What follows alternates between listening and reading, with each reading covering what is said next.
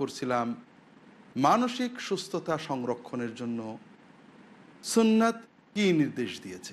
আর মানসিক অসুস্থতার মূল হলো দুটো বিষয়, যা আল্লাহ রসুল সাল্লাল্লাহু আলাইহি ওয়াসাল্লাম বারবার হাদিস শরীফে উল্লেখ করেছেন। আল্লাহ তাআলার কাছে এগুলো থেকে আশ্রয় চেয়েছেন। তা হলো আল হাম ওয়াল হজন। একটা হলো ভবিষ্যৎকে নিয়ে উৎকণ্ঠা, দুশ্চিন্তা, হতাশা। আরেকটা হলো অতীতকে নিয়ে উৎকণ্ঠা, দুশ্চিন্তা, মনোবেদনা, মনোকষ্ট। আমরা আলোচনা করছিলাম সম্মানিত দর্শক, এটা হলো শয়তানের পাঠশালার প্রথম পাঠ। আল্লাহ তাআলা কোরআন কারীমে আমাদেরকে জানালেন, শয়তান তোমাদেরকে ভবিষ্যৎ, অসহায়ত্ব, দুর্বলতা, দারিদ্র্যের ভয় দেখায় আর অশ্লীলতার নির্দেশ দেয়। আর আল্লাহ তোমাদেরকে বলছেন তোমাদের তিনি ক্ষমা করবেন, তোমাদেরকে প্রাচুর্য, বরকত, কল্যাণ, মেহেরবানি দান করবেন। কাজেই আমাদেরকে আল্লাহ তাআলার রহমত বরকতের আশায় অন্তরটাকে পূর্ণ রাখতে হবে। আনা ইনদা যন্নি আবদি বি, আমি আমার বান্দা যেভাবে আমার ব্যাপারে ধারণা করবে আমাকে সেভাবে পাবে। আমার বান্দা যদি মনে করে আল্লাহ রহমত আর আমি পাবো না, ভবিষ্যৎ আমার খারাপ হয়ে যাবে, তার সেই অবস্থা হবে। আর বান্দা যদি আল্লাহ তাআলার উপর আস্থা রাখে যে অবশ্যই আল্লাহ তাআলা আমাকে এতদিন ভালো রেখেছেন, আল্লাহ তাআলা আমাকে অবশ্যই ভবিষ্যতে ভালো রাখবেন, তাহলে তো আল্লাহ তাআলা অবশ্যই ভালো রাখবেন। কাজেই মুমিনের দায়িত্ব হলো, ইমানের অংশ হলো এবং ইবাদত হলো যে আল্লাহ রহমতের উপর আশাটা পরিপূর্ণ রাখা, ভবিষ্যৎ নিয়ে কোনো দুশ্চিন্তা না করা। ভবিষ্যৎটা আমরা কিছুই জানি না, ভালো অথবা মন্দ, আমরা যত দুশ্চিন্তাই করি না কেন, ভবিষ্যৎ যেটা হবে সেটা হবেই। আমরা ভালো চিন্তা করলে সওয়াব হবে, আল্লাহ রহমতের আশা থাকলে মন ভালো থাকবে, আল্লাহ বরকত দেবেন। খারাপের আশা করলে কষ্ট লাগবে, কিন্তু কোনো লাভ হবে না। আর এজন্যই তো আমরা দেখেছি আল্লাহ রসুল সাল্লাল্লাহু আলাইহি ওয়াসাল্লাম বলেছেন, মান আসবাহা মুআফান ফি জাসাদিহি ওয়া আমিনান ফি সিরবিহি ওয়া ইনদাহু কুতু ইয়াউমিহি ফাকান্নামা হাইজাত লাহু দুনিয়া বিহাযাফিরিহা। যে ব্যক্তি সকাল হলো, নিজে সুস্থ আছে, পরিবারে শান্তিতে আছে এবং সেদিনের খাবার তার কাছে আছে, তা তো দুনিয়ার সবই এসে গেছে। তাকে আল্লাহ আজকে যে নিয়ামত দিয়েছেন, এই নিয়ামতের বরকত যদি চাই, কৃতজ্ঞতা প্রকাশ করতে, আল্লাহ আপনি আমাকে অনেক দিয়েছেন, আমার তো পুরো আশা কালকেও আপনি এর চেয়ে ভালো রাখবেন। এটা হলো ভবিষ্যতের উৎকণ্ঠা থেকে মুক্ত থাকার উপায়। আর এটাতে সাহায্য করবে বেশি বেশি আল্লাহর জিকির, বেশি বেশি সালাত। আর অতীতকে নিয়ে মনোকষ্ট আরও একটা ভিত্তিহীন বিষয়। কীভাবে অতীতকে নিয়ে মনোকষ্ট করে, অমুক আমার সাথে খারাপ ব্যবহার করেছিল, অমুক এটা করেছিল, অমুক দিনে এটা করেছিলাম, অমুকটা আমি পাইনি, অমুকটা আমি চেয়েছিলাম। অতীতের সকল বেদনা নিয়ে মনোকষ্ট অনুভব করা বাজে কাজ। আর কী হতে পারে, অতীত তো চলে গেছে, মনোকষ্ট একে ফিরিয়ে আনবে না। এই সব কষ্টের ভিতর দিয়ে যেটা বেরিয়ে আসবে, একটু ভালো করে চিন্তা করেন, আল্লাহ তাআলা আমাকে এত কষ্টের ভিতর দিয়ে নিরাপদে বের করে এনেছেন, আলহামদুলিল্লাহ। কাজে অতীতের কষ্টগুলো যখন মনে আসে তখন আল্লাহর নিয়ামতগুলো স্মরণ করুন। ভবিষ্যতের উৎকণ্ঠা যখন মনে আসে, আল্লাহর অতীত এবং বর্তমান নিয়ামতগুলো স্মরণ করুন। আল্লাহর নিয়ামত, রহমত, কল্যাণের আশা রাখুন, বুক ভরা আশা থাকো। আপনি আত্মবিশ্বাসী হন, আল্লাহ রহমতে বিশ্বাসী হন, মন থেকে উৎকণ্ঠা চলে যাবে। আল্লাহ রসুল সাল্লাল্লাহু আলাইহি ওয়াসাল্লাম অশুভ চিন্তা পছন্দ করতেন না, বরং শুভত্ব, কল্যাণত্ব পছন্দ করতেন। আল্লাহ কোরআন কারীমে বলেছেন, নিশ্চয় কষ্টের সাথে শান্তি আছে, কষ্টের সাথে শান্তি আছে। এটাকে মনে রাখতে হবে আমাদের। আমরা অনেক সময় এটা একটা শিরিক বা শিরক মূলক অনুভূতি, যে আমরা সকালবেলায় বা প্রথমে যাত্রাপথে প্রথমবারে কোনো খারাপ হলে চিন্তা করি বোধহয় সবই খারাপ হয়ে যাবে, প্রথমেই খারাপ মানে সবই খারাপ। এটা শিরকি কথা। কোনো কর্ম থেকে খারাপ চেতনা নেওয়া, খারাপ ফলাফল নির্ধারণ করা, তাশাউম রাসূলুল্লাহ সাল্লাল্লাহু আলাইহি ওয়াসাল্লাম নিষেধ করেছেন। আর ভাগ্য, ভবিষ্যৎ, ভালো মন্দ নির্ধারণের চেষ্টা করা রাসূলুল্লাহ সাল্লাল্লাহু আলাইহি ওয়াসাল্লাম কুফরি, শিরক বলে গণ্য করেছেন। শুভ অশুভ চিন্তা করা, যেটা অশুভ হবে এই ধরনের চিন্তা করা শিরক বলে গণ্য করেছেন। বরং আমরা যখন কষ্ট পাবো তখন আমরা আল্লাহর ওয়াদার উপরে আস্থা রাখবো যে আল্লাহ একটা কষ্ট দিয়েছেন, নিশ্চয় এর সাথে তিনি শান্তি দেবেন, ভালো দেবেন। আল্লাহ তো বলেছেন আল উসরি ইউসরান, কষ্ট হলে তার সাথে একটা ভালো আছে। কাজেই আমরা সবসময় আল্লাহর রহমতের আশা রাখবো, আল্লাহর ওয়াদায় বিশ্বাস করব, শয়তানের পাঠশালার পাঠ থেকে দূরে থাকব, আর আল্লাহ তাআলার জিকির বেশি করব। এটা হলো আমাদের মানসিক সুস্থতার মূল ভিত্তি হিসেবে আল্লাহ রসুল সাল্লাল্লাহু আলাইহি ওয়াসাল্লাম এবং কোরআন কারীমে আল্লাহ তাআলা আমাদেরকে শিখিয়ে দিয়েছেন। সম্মানিত দর্শক, সুস্থতাকে সংরক্ষণ করতে, রোগ ব্যাধি থেকে মুক্ত থাকতে ইসলামের এই জীবন ব্যবস্থা অত্যন্ত সুন্দর। এর পাশাপাশি আল্লাহ রসুল সাল্লাল্লাহু আলাইহি ওয়াসাল্লাম তার সুন্নতের মাধ্যমে, কর্ম এবং কথার মাধ্যমে আমাদেরকে দুনিয়ার গজব, শাস্তি, রোগ ব্যাধির কারণ এবং দুনিয়ার নিয়ামত পাওয়ার কিছু কারণ জানিয়ে দিয়েছেন। এদিকে আমাদের লক্ষ্য রাখতে হবে। যে কর্মগুলো করলে আল্লাহ অসন্তুষ্ট হন, আল্লাহর সংরক্ষণ, হেফাজত উঠে যায়, এগুলো যদি বেশি বেশি করে করি তাহলে আমাদের বিপদ আপদ আসবে, রোগ ব্যাধি আসবে। যে কর্মগুলো করলে আল্লাহ তাআলা খুশি হন, আল্লাহ বরকত দেন, হেফাজত করেন, এগুলো যখন আমরা বেশি করে করব, তখন অবশ্যই আমাদের সুস্থতা এবং অন্যান্য নিরাপত্তা বাড়বে। এটা আল্লাহর রসুল সাল্লাল্লাহু আলাইহি ওয়াসাল্লাম জানিয়েছেন, আল্লাহ ওয়াদা করেছে। এগুলোর অনেক বিষয় রয়েছে। প্রথম বিষয় হলো যে আল্লাহ রসুল সাল্লাল্লাহু আলাইহি ওয়াসাল্লাম বিভিন্ন হাদিসে বলেছেন, জামাতে সালাত আদায় করা, ওয়াক্ত মতো সালাত আদায় করা, এগুলো আমাদের নিরাপত্তার একটা অন্যতম পথ।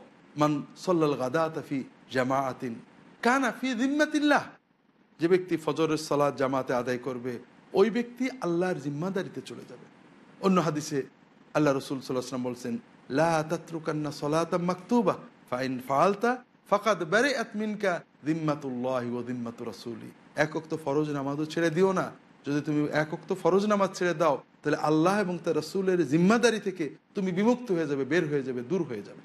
দর্শক, আল্লাহ রসুল সাল্লাল্লাহু আলাইহি ওয়াসাল্লাম বিভিন্ন হাদিসে জানিয়েছেন কিছু পাপ আসছে যে কাজগুলো করলে দুনিয়াতে আল্লাহর শাস্তি, বেবরকতি আসে। যেমন পিতামাতার অবাধ্য হওয়া, মানুষের ক্ষতি করা, জুলুম করা, এগুলো যদি আমরা করতেই থাকি তাহলে পারে আল্লাহর অন্যান্য গজবের পাশাপাশি রোগ ব্যাধি এসে যাবে। আর কোনো কোনো পাপের জন্য তো রোগ ব্যাধি আল্লাহ রসুল নির্ধারণ করে দিয়েছেন। অশ্লীলতার জন্য কঠিন রোগ, মহামারী, ব্যাধি এগুলো আসবে, আল্লাহ রসুল সাল্লাল্লাহু বিভিন্ন হাদিসে বলেছেন। যে সকল কর্মের জন্য আল্লাহ দুনিয়াতে বরকত দেন, বিপদ কাটিয়ে দেন, তার ভিতরে রয়েছে আত্মীয় স্বজনের আত্মীয়তা রক্ষা করা, পিতামাতার খেদমত করা, মানুষের উপকার করা, এতিমের হেফাজত করা, এতিমের দেখাশোনা করা, এগুলো আমাদের খেয়াল রাখতে হবে। এভাবে যদি আমরা নিয়মগুলো মেনে চলি, চেষ্টা করি, আমাদের জন্য দৈহিক মানসিক চলার পথ সুগম হবে। সকালে 2 রাকাত বা 4 রাকাত সালাতুদ দুহা, চাষতের সালাত আদায় করলে আল্লাহ রসুল সাল্লাল্লাহু আলাইহি ওয়াসাল্লাম বলছেন ওই সারাদিনের জন্য তা যথেষ্ট হয়ে যাবে। অর্থাৎ ইনশাআল্লাহ এই সালাতের ওসিলায় আল্লাহ সারাদিন আমাদের হেফাজত করবে। বেশি বেশি ইস্তেগফার করা, ইস্তেগফারের মাধ্যমে আল্লাহ দুনিয়ায় বরকত দেন। কোরআনে আসছে, ইস্তাগফিরু রাব্বাকুম ইন্নাহু কানা গাফফারা ইউরসিলিস সামা আলাইকুম মিদরারা ওয়া ইউমদিদকুম বিআমওয়ালিন ওয়া বানিন ওয়া ইয়াজআল লাকুম জান্নাতিন ওয়া ইয়াজআল লাকুম আনহারা। তোমরা তোমাদের রবের ইস্তেগফার করো, ক্ষমা চাও, তার পথে ফিরে এসো, তাহলে তিনি গাফফার, ক্ষমা তো করবেনই, এছাড়াও তোমাদেরকে বৃষ্টি দেবেন, তোমাদের সম্পদ বাড়িয়ে দেবেন, তোমাদের সন্তানে বরকত দেবেন, তোমাদের জায়গা জমিতে বরকত দান করবেন। আল্লাহ কোরআন কারীমে জানিয়েছেন। কাজেই আল্লাহ তাআলার কাছে বেশি বেশি তওবা ইস্তেগফার করা, রাসূলুল্লাহ সাল্লাল্লাহু আলাইহি ওয়াসাল্লাম বেশি বেশি দরুদ পড়া। হাদিস শরীফে আসছে যে বেশি বেশি দরুদ পড়বে আল্লাহ তাআলা তার গুনাহ তো মাফ করবেন, তার দুনিয়ার দুশ্চিন্তা, উৎকণ্ঠা এগুলো কাটিয়ে দেবেন, তার সমস্যাগুলো মিটিয়ে দেবেন। তো এইভাবে আমরা যদি রাসূলুল্লাহ সাল্লাল্লাহু আলাইহি ওয়াসাল্লামের দেখানো জীবন পদ্ধতি, আমল পদ্ধতি, কর্ম পদ্ধতি, ইবাদত পদ্ধতি মেনে চলি, তাহলে আমরা অবশ্যই দৈহিক মানসিক সুস্থতা অর্জন এবং সংরক্ষণের অনেক আশা করতে পারব। সম্মানিত দর্শক, তারপরেও অসুস্থতা তো আসতেই পারে, কারণ চিকিৎসা বিজ্ঞানে সব নিয়ম মানার পরেও অসুস্থতা আসে। সব নিয়ম মেনেও একজন মানুষ অসুস্থ হয়ে যায়, কারণ অসুস্থতার বিভিন্ন কারণ রয়েছে। বিশেষ করে মুমিনের জীবনে অসুস্থতা তো একটা নেয়ামত। আর এজন্য সব নিয়ম পালনের পরেও অসুস্থতা এসে গেলে কখনোই মুমিন মনে করে না যে আমি এত সুন্দর পিতামাতার খেদমত করলাম, মানুষের সাহায্য করলাম, ভালো কাজ করলাম, ইস্তেগফার করলাম, তারপরেও আল্লাহ আমার রোগ দিল। না, রোগ ব্যাধি জীবনের সাথে ওতপ্রোতভাবে জড়িত। আমি কাজ করেছি তো আল্লাহর কাছে সওয়াবের জন্য, আর এর বরকতে রোগ ব্যাধি বিপদ আপদ কাটবে, আল্লাহ ওয়াদা করেছে। নিশ্চয় অনেক বিপদ কেটেছে, এটা আমার দরকার ছিল, এর ভিতরে নিশ্চয় কল্যাণ আছে। অসুস্থ হলে মুমিনের প্রথম দায়িত্ব হলো যে হতাশ না হওয়া, উৎকণ্ঠিত না হওয়া। প্রথমেই মুমিনকে মনে করতে হবে কাদারুল্লাহি ওয়া মা শাআ ফাআল। আমি ভালো পথে চলার চেষ্টা করেছি, সুস্থ থাকার চেষ্টা করেছি, কিন্তু আল্লাহ যেটা চেয়েছেন সেটা হয়েছে। নিশ্চয় এর ভিতরে কল্যাণ আছে, আমাকে এর থেকে বেরোনোর চেষ্টা করতে হবে। প্রথম যে বিষয় আমাদের বুঝতে হবে যে আল্লাহর সিদ্ধান্ত, হতাশ হলে চলবে না, আল্লাহর সিদ্ধান্ত মেনে নিয়ে এগিয়ে যেতে হবে। সম্মানিত দর্শক, আপনি অসুস্থ হয়ে হাউতাস করছেন, লাউ আন্নি ফাআলতু কাযা লা কানা কাযা, এইটা যদি করতাম তাহলে হয়তো এটা হতো, এই কাজ করতে গেলাম কেন, এটা না করলে হয়তো হতো না। এই যে আমাদের অতীতকে নিয়ে হাউতাস, এটা কিন্তু রোগ কমায় না, রোগ বাড়ায়। মানসিক অশান্তি, হতাশা রোগকে শক্তিশালী করে। আর আপনি যখন সিদ্ধান্ত নেবেন যে আলহামদুলিল্লাহ আমি আমার মতো চেষ্টা করেছি, এরপরে আল্লাহ তাআলা আমাকে অসুস্থতা দিয়েছেন, আমার সন্তানকে দিয়েছেন, বা অমুককে দিয়েছেন, তমুককে দিয়েছেন, এটা আল্লাহর সিদ্ধান্ত, ভিতরে নিশ্চয় কল্যাণ আছে। তখন আপনি প্রথম যেটা লাভ পাবেন, আপনার অসুস্থতা বহনযোগ্য হয়ে যাবে। এটার সমাধান খুঁজতে আপনি পথ পাবেন। শান্ত মনে এটা থেকে কিভাবে বেরোনো যায় এটার চেষ্টা করতে পারবেন। উৎকণ্ঠিত মন, হতাশ মন মানুষকে বিপদগামী করে, আর শান্ত মন মানুষকে সঠিক সিদ্ধান্ত নিতে সাহায্য করে। কাজেই আমাদের অসুস্থতাকে স্বাভাবিকভাবে মেনে নিয়ে, কষ্টের সাথে মেনে নিয়ে, আল্লাহর সিদ্ধান্ত হিসেবে মেনে নিয়ে, রাসূলুল্লাহ সাল্লাল্লাহু আলাইহি ওয়াসাল্লাম যে পথগুলো দেখিয়েছেন সুস্থতা অর্জন করার জন্য, সেগুলোর দিকে ধাবিত হতে হবে। দ্বিতীয় বিষয়, আমাদের সচেতনভাবে বিশ্বাস করতে হবে, মনের ভিতরে জাগরুক করতে হবে। তাহলে মুমিনের জীবনে তো হারানোর কিছু নেই। আমার অসুস্থতা কয়েকদিনের কষ্ট, অল্প বা বেশি, কিন্তু এর দ্বারা তো আমার কোনোই ক্ষতি হচ্ছে না, লাভ আর লাভ। তাই তো আল্লাহ রসুল সাল্লাল্লাহু আলাইহি ওয়াসাল্লাম বলেছেন, আজাবান লি আমরিল মারইল মুসলিম, মুসলিম বা মুমিন ব্যক্তির অবস্থা বড় অবাক, অদ্ভুত। ইন আসাবাহু খায়রুন আও আসাবাতহু সাররা শাকারা ফাকানা খায়রাল লাহু ওয়া ইন আসাবাতহু দাররা সাবারা ফাকানা খায়রাল লাহু। যখন মুমিনের কোনো ভালো জিনিস পায়, সঙ্গে সঙ্গে আল্লাহর শুকরিয়া করে, ফলে সে সওয়াব পেয়ে যায়। আর যখন কোনো বিপদ কষ্ট পায়, তখন সে আল্লাহর কাছে সবর করে, সে সওয়াব পেতে থাকে। অন্য হাদিসে আয়েশা রাদিয়াল্লাহু তাআলা বলছেন, রাসূলুল্লাহ সাল্লাল্লাহু আলাইহি ওয়াসাল্লাম বলেছেন, যখন কোনো মুমিনের কোনো অসুখ বিসুখ, বিপদ আপদ, কষ্ট, চিন্তা, দুশ্চিন্তা, উৎকণ্ঠা যাই হোক না কেন, তার গুনাহগুলো মাফ হতে থাকে, যতক্ষণ না সেই বিপদটা আল্লাহ ছাড়া অন্য কারোর কাছে নিয়ে যায়, অথবা কষ্ট থেকে মুক্তি পাওয়ার জন্য অন্য কারোর কাছে সাহায্য চাই, অথবা কষ্টটা অন্য কারোর কাছে বলে বিপদমুক্ত হতে চাই, তখন আল্লাহ তার গুনাহ মাফ বন্ধ করে দেন, আল্লাহ তার বরকত বন্ধ করে দেন। সম্মানিত দর্শক, এখানে খুব খেয়াল রাখতে হবে মুমিনের জন্য এই বিষয়টা। আল্লাহ রাসূল সাল্লাল্লাহু আলাইহি ওয়াসাল্লাম বলছেন, লাইসা যালিকা লি আহাদিন ইল্লা লিল মুমিন, মুমিন ছাড়া কেউ এটা পাবে না। কিছু আসলেই শুকর করা, কিছু বিপদ হলেই সবর করা। আমরা অনেক সময় সমাজের ইমানদার মানুষও ভুল করে শিরকের ভিতরে নিপতিত হয়ে যায়। কিভাবে? আমরা হয়তো কোনো নেককার মানুষের ভক্তি, ভালোবাসা, শ্রদ্ধাবোধ আছে তার প্রতি আমাদের, সেটা এত বেশি পর্যায়ে চলে যায়, শরিয়া নির্দেশিত পর্যায়ে পার হয়ে শিরকের পর্যায়ে চলে যায়। আমরা কি করি? কোনো নিয়ামত পেলেই মনের ভিতরে আবেগ অনুভব করে তো মুখে বলি, অমুকের কারণে, অমুকের দোয়ায় বা অমুকের নেক নজরে আমি এটা পেয়েছি। হয়তো মুখে আলহামদুলিল্লাহ বলি, কিন্তু অন্তরের কৃতজ্ঞতা আল্লাহ ছাড়া অন্যের প্রতি ধাবিত হয়। তাহলে তার আল্লাহ শুকর হলো না, ইমানও থাকলো না। আবার যখন কোনো বিপদ হয়, সঙ্গে সঙ্গে মনটা হয়তো আমার ওই ব্যক্তি, এই মহতারাম ব্যক্তির প্রতি চলে যায়, যে উনি কষ্ট পেয়েছেন অথবা মন খারাপ করেছেন, এই জন্য হয়তো বিপদটা হয়েছে, আমি তার কাছে যে একটু দোয়া চেয়ে আসি অথবা মাপ চেয়ে আসি। আপনি তো বিপদটা আল্লাহর কাছে সবর করলেন না, অন্য মানুষের কাছে নিয়ে গেলেন, শিরিক হয়ে গেল, আপনি বিপদের বরকত পেলেন না। সম্মানিত দর্শক, মুমিন আল্লাহর কাছে কিভাবে দোয়া করতে হয় জানার জন্য, দিন জানার জন্য অনেকের কাছে যাবেন, আল্লাহর নেককার বান্দাদের মহব্বত করবেন। বিপদে আপদে পড়লে কোনো মানুষের কাছে দোয়া চাওয়া দোষের নয়, কিন্তু বিপদ আপদ আল্লাহ ছাড়া কেউ দিতে পারে, কারোর দোয়া বদদোয়ায় আল্লাহ বিচার না করে আমাকে কিছু দিতে পারে, এই সব চিন্তা আমাদের শিরকের ভিতরে নিপতিত করবে। আর এই জন্যই তো রাসূল বলছেন, যতক্ষণ বান্দা এই বিপদটা অন্যের কাছে না নিয়ে যাবে, এই বিপদ থেকে উদ্ধার পেতে অন্য কারোর কথা মনে না করবে, অন্য কারোর কাছে বিপদটা বলে উদ্ধার পাওয়ার চেষ্টা না করবে, ততক্ষণ এই বিপদের কারণে কষ্ট অল্প বেশি যাই হোক না কেন তার গুনাহগুলো মাফ হতে থাকবে। অন্য হাদিসে রাসূলুল্লাহ সাল্লাল্লাহু আলাইহি ওয়াসাল্লাম বলছেন, মা আসাবাল মুমিনা মিন হাম্মিন ওয়ালা গাম্মিন ওয়ালা আসাবিন ওয়ালা নাসাবিন ওয়ালা শাই ওয়ালা হাত্তা শাওকাতা ইয়াশাকুহা ইল্লা গাফারাল্লাহু বিহা মিন খাতায়াহু আও কামা ক্বালা সাল্লাল্লাহু আলাইহি ওয়াসাল্লাম। মুমিনের জীবনে দুশ্চিন্তা, ভয়, জ্বর ব্যাধি, অসুখ বিসুখ, বিপদ আপদ যাই আসুক না কেন, একটা ছোট্ট কাঁটাও যদি তার গায়ে ফোটে, এর বিনিময়ে আল্লাহ তার গুনাহগুলো মাফ করে দেন। কাজেই আমি যদি 2-4 দিনের একটু কষ্টে আমার আখেরাত, দুনিয়ায় আল্লাহর বরকত, আখেরাতের শান্তি বাড়ে, আমার লস কোথায়? আল্লাহ রসুল সাল্লাল্লাহু আলাইহি ওয়াসাল্লাম বিভিন্ন হাদিসে বারবার বিষয়টা বলেছেন। সুনান ইবনে মাজার একটা হাদিস, সহিহ হাদিসে আসছে, রাসূলুল্লাহ সাল্লাল্লাহু আলাইহি ওয়াসাল্লামের সামনে একজনকে জ্বরকে খুব গালি দিচ্ছে। জ্বর খুবই কঠিন জিনিস, জ্বর সহ্য করা যায় না, কষ্টে মরে যেতে হয়।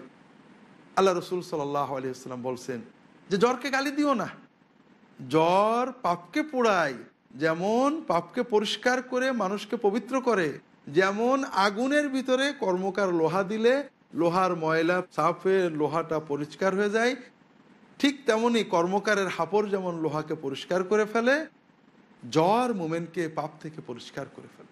আল্লাহ রসুল সাল্লাল্লাহু আলাইহি ওয়াসাল্লাম এভাবে আমাদেরকে, উম্মতকে অসুখ বিসুখে প্রথম পর্যায়ে ধৈর্য ধরার সুনির্দিষ্ট দিক নির্দেশনা দিয়েছেন।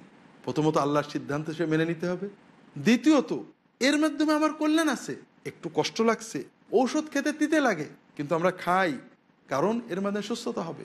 ঠিক এই দুনিয়ার জ্বর জারি বিপদ আপদ একটু কষ্ট লাগে, কিন্তু এর মাধ্যমে আমরা আমাদের দুনিয়া আখিরাতে আল্লাহর বরকত নিয়ামত পাবো।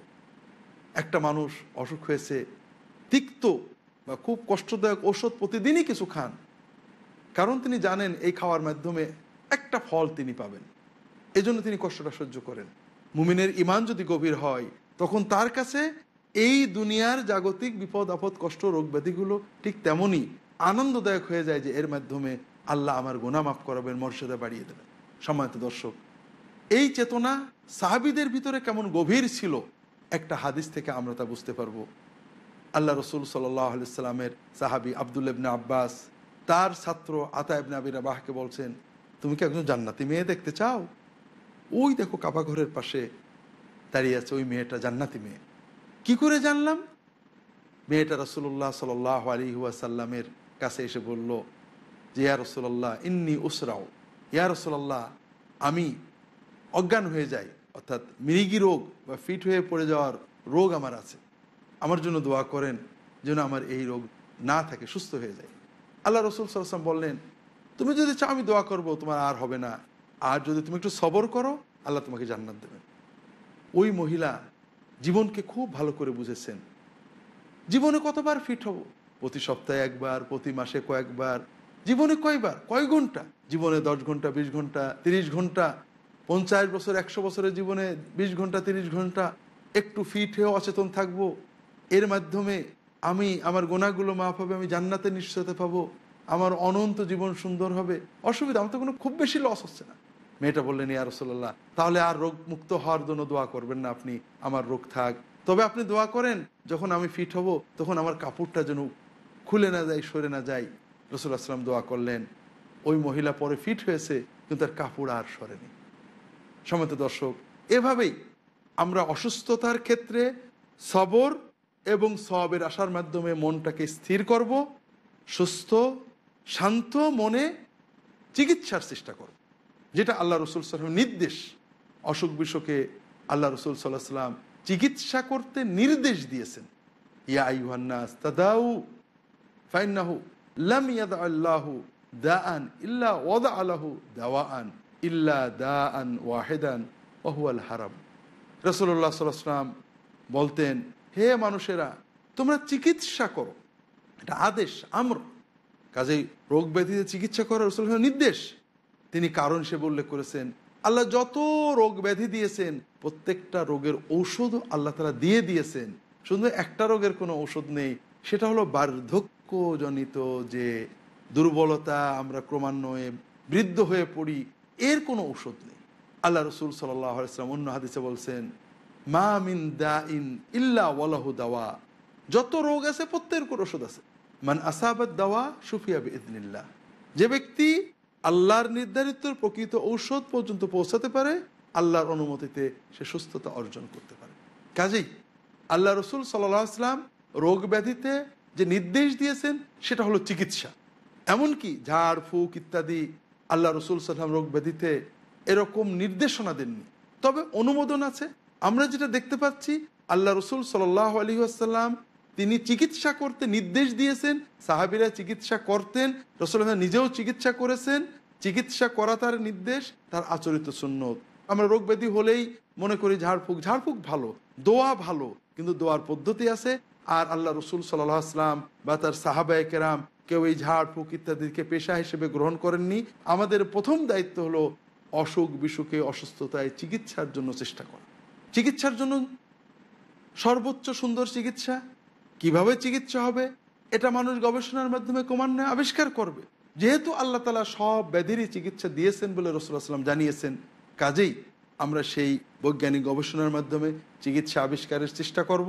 পাশাপাশি আল্লাহর উপর আস্থা রেখে মনটাকে সুস্থ শান্ত রাখবো, যা আমাদের সুস্থ হতে সাহায্য করবে। সম্মানিত দর্শক, এটা তো গেল অসুস্থ মানুষের নিজের প্রতি দায়িত্ব, তা হলো চিকিৎসা করা, অথবা আশেপাশের মানুষ তার অভিভাবকরা চিকিৎসা করাবেন। সমাজের মানুষদের দায়িত্ব আছে না? অনেক বড় দায়িত্ব আছে। সমাজে যদি কেউ অসুস্থ হয়, তাকে দেখতে যাওয়া, তার খোঁজ খবর নেওয়া অন্যদের এমন বড় দায়িত্ব যে এ দায়িত্ব অবহেলা করলে আল্লাহ তাআলা কিয়ামতের দিন প্রশ্ন করবেন। আমাদের মুসলিম সমাজে অনেকেই এই দায়িত্ব সম্পর্কে বোঝেন না। আবার অনেক সময় আমরা সামাজিকভাবে খুব সম্মানী নামকরা লোক হলে, অসুখ হলে দেখতে যাই, ফুল ফল নিয়ে যাই, সামাজিকতা, আল্লাহর ইবাদত নয়। অথচ এটা আল্লাহ তাআলার অত্যন্ত গুরুত্বপূর্ণ ইবাদত, যে ইবাদতের অফুরন্ত সওয়াবের কথা আল্লাহ তাআলা বলেছেন। আর যে ইবাদত না করলে আল্লাহ তাআলা জবাবদিহি করবেন, এটাও হাদিস শরীফে এসেছে। দর্শক, আজকে আর আলোচনা করতে পারছি না, আজকের পর্ব এখানে শেষ করছি। আল্লাহ তাআলা আমাদের তৌফিক দিলে পরবর্তী পর্বে বিষয়টা আমরা আলোচনা করব। আল্লাহ তাআলা ততক্ষণ আমাদের ভালো রাখুন। ওমা তৌফিক ইল্লা বিল্লাহ। সাল্লাল্লাহু আলা মুহাম্মাদিন নবিয়্যিল উম্মি ওয়া আলা আলিহি ওয়া আসহাবিহি আজমাইন। আসসালামু আলাইকুম ওয়া রাহমাতুল্লাহি ওয়া বারাকাতুহু।